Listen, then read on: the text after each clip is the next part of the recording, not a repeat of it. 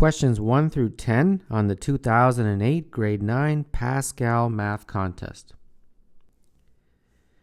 The value of 2 plus 3 plus 4 all over 2 times 3 times 4 is, the numerator is going to be 9, and the denominator, 2 times 3, 6, 6 times 4 is 24. And you can lower this to 3 over 8 to get it in lowest terms, and therefore number 1, the answer is E. If 3x minus 9 is equal to 12, then the value of 6x is. So 3x is equal to 21, and therefore x is equal to 7. Now, fortunately, 7 is not even one of the answer choices, but if it was, a lot of students would choose that. They don't want x, they want 6x. Okay, no problem. 6x is equal to 6 times 7, and that is 42. So number 2, the answer is A. The square root of 5 squared minus 4 squared equals 5 squared is 25, 4 squared is 16. So we got 25 minus 16, which is the square root of 9, and that is equal to 3. So number 3, the answer is B. In the diagram, JLMR and JKQR are rectangles.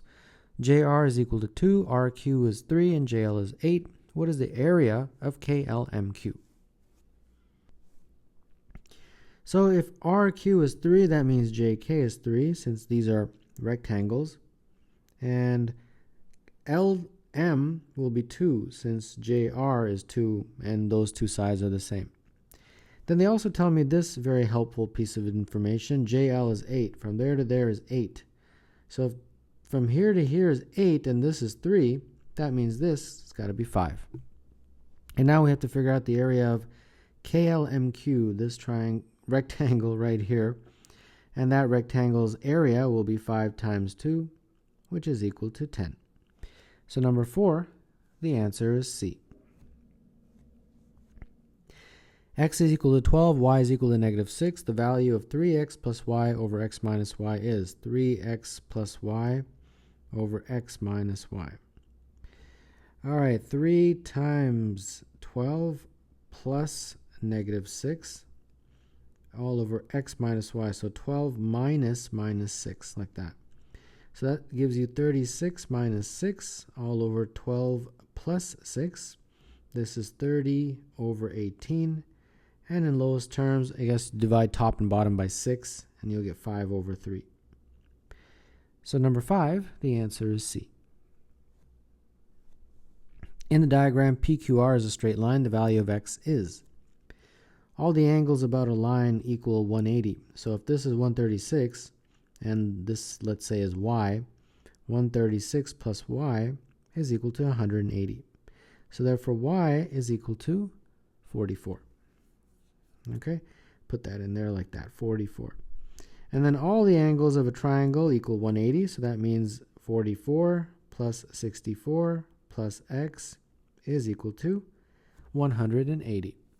And then we can solve for x. X is 180 minus 44 minus 64, and therefore x is equal to 72. So number 6, the answer is A.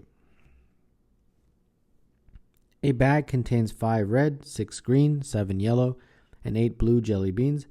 A jelly bean is selected at random. What is the probability that it is blue? Probability is going to be a fraction. The denominator is the total number. And in our case, the total number is 5 plus 6 plus 7 plus 8. So put that in the denominator. The numerator in a probability question will be the specific condition. And in our case, that condition is that the jelly bean has to be blue. And how many blue jelly beans are there? There is 8. So here is our probability. And if you add the bottom, you get 26. And then in lowest terms, 4 over 13. So number 7, the answer is D. Olave sold 108 apples at a constant rate of over 6 hours. If she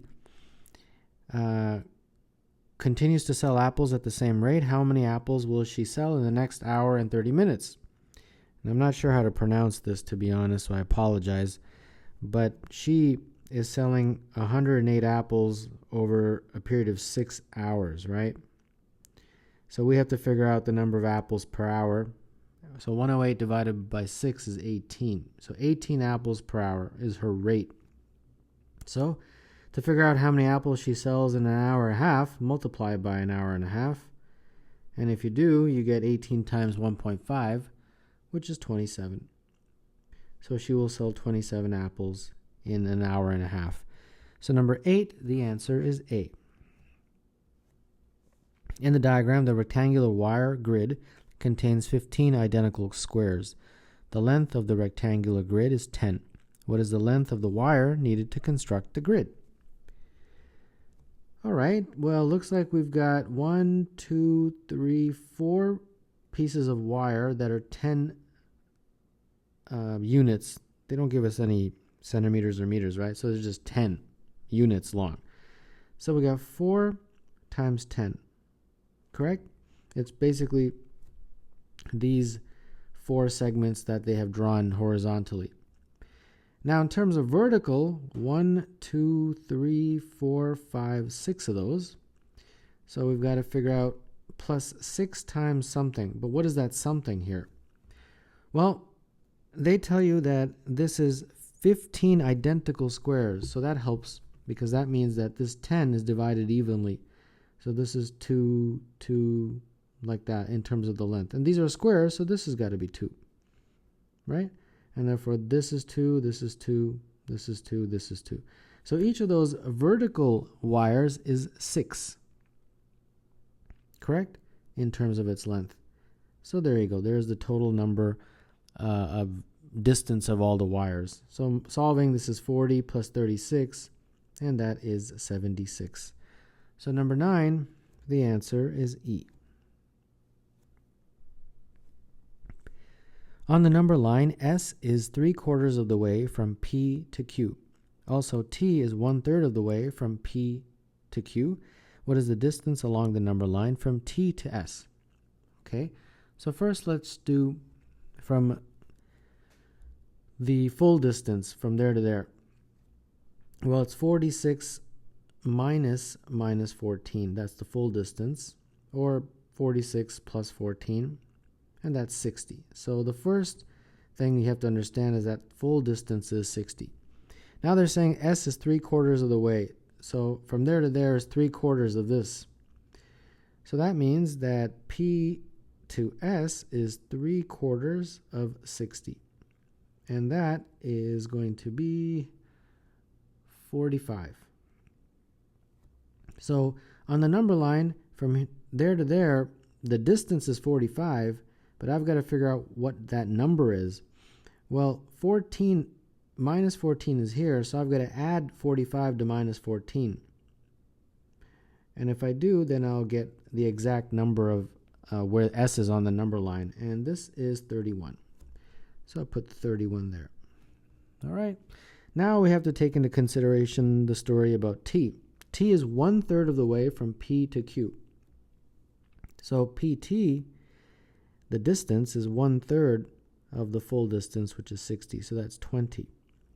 So to get what number T is on the number line, I would take the negative 14 and add to it 20. And if I do, I get 6.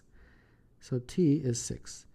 So T to S, well, it's from 6 to 31. So it'd be 31 minus 6, which is 25. So number 10, the answer is D.